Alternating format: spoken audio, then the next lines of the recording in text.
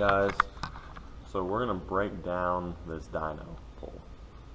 So we get there and they start making dyno pulls early in the morning, early in the day. I don't even know what time it was, but we get there and then me,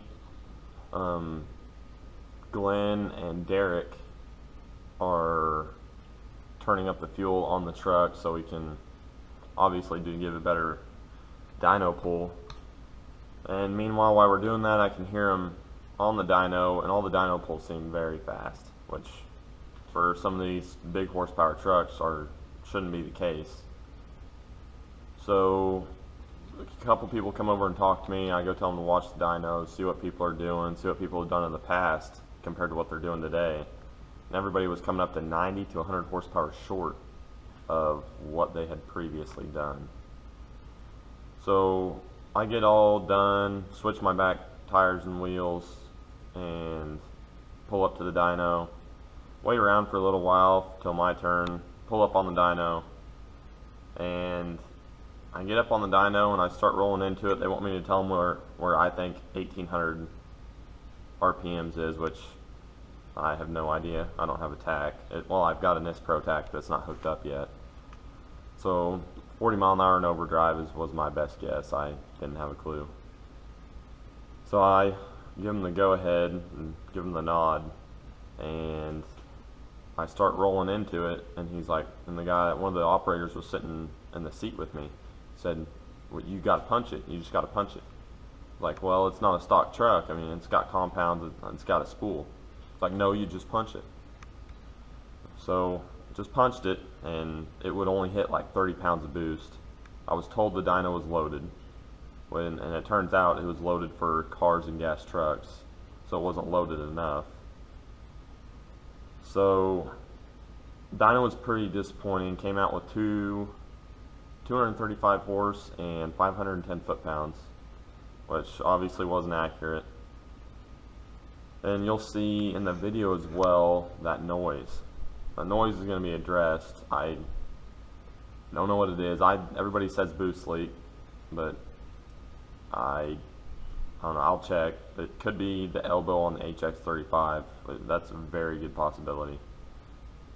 So we're going to figure that out. But like I was saying, on the dyno, it was like 30 pounds of boost, and that was all she had, which is unreal.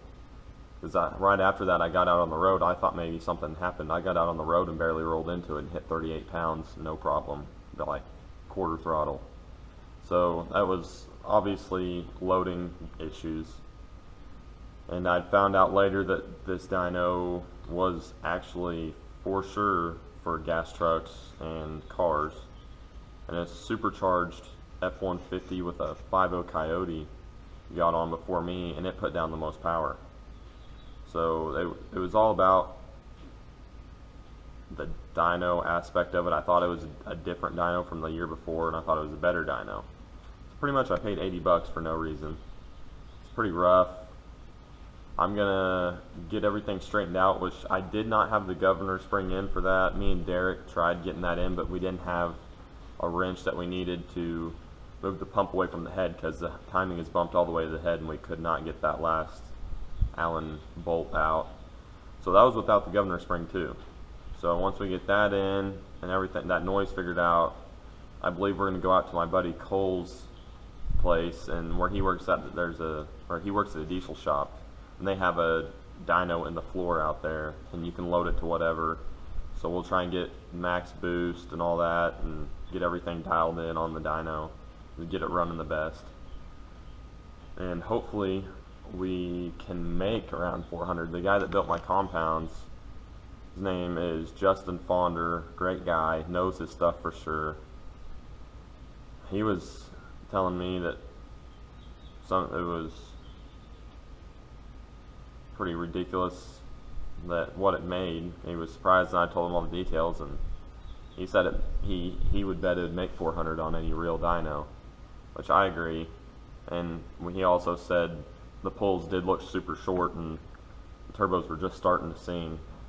They were just starting to light. So it is what it is. I mean, it was first time experience. Finally, I mean, got some numbers. I'll put a picture of the curve up on the screen, and some of you dyno guys, let me know what you think of the curve. The curve seems whack to me. I've never seen a curve like it. It like cuts off in the middle and then it jumps, which I don't know if that's the big turbo lighting. Again, I don't know anything about dynos that much. This is my first dyno. I just know what from other people have told me. So that's the breakdown of the dyno video, and I'll give a little voiceover or something of the walk around of the other trucks, because we did give a walk around of what we call the weld gang, with all of us buddies that are in a group on Snapchat is what we call it, and all of us have welds.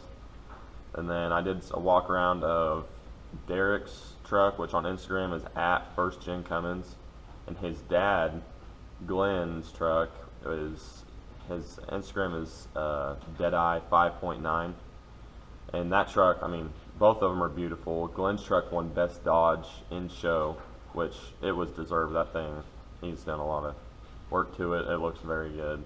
It runs good too, and those guys are first class. I mean, they helped me out a lot, and I'm sure I'll be going to visit them here soon. They were good. JC had a good time with them. Very nice people, and appreciated all the help for sure. The truck's running way better. I mean, when the boost hits now, it's insane with all the fuel it's getting. So it'll be a lot better with the governor spring. So hopefully we'll get it all lined out. I just want to give a breakdown of the dyno video. So, and this is Monday, so you guys won't be seeing the video till later than I wanted. I wanted to upload it like the day after, which it is what it is. I didn't bring the laptop with me.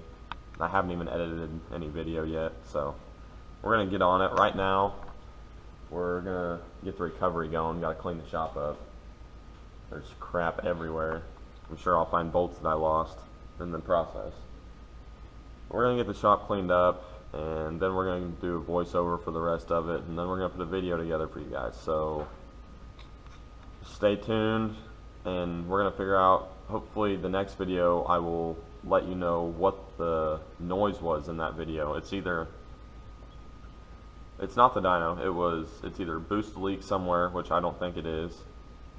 The intake horn, the cover right there, well, I think the gasket on the intake, it might have broke or gave way or something. So one of those two.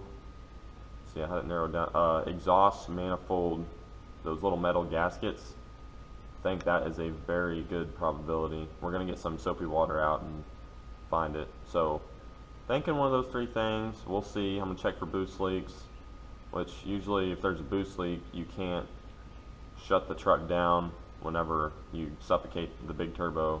Usually it won't shut down, it'll keep running because there's boost leaking, but maybe that's wrong. I don't know. I'll get soapy water instead, try it out.